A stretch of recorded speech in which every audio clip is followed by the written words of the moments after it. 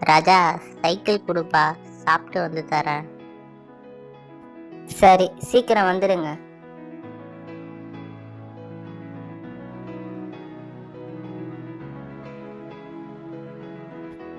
என்னடா நடந்து வர? உன் பக்கத்து வீட்டுக்காரரு சாப்பிட சைக்கிள் கேட்டாரு, கொடுத்தேன். ஐயோ, அவர்கிட்டயா கொடுத்த? ஏண்டா?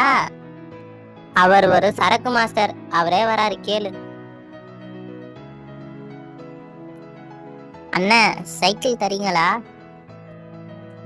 ஏண்டா, நானே சைக்கிள் இல்லாம நடந்து வரேன், என்கிட்ட வந்து சைக்கிள் கேக்குற?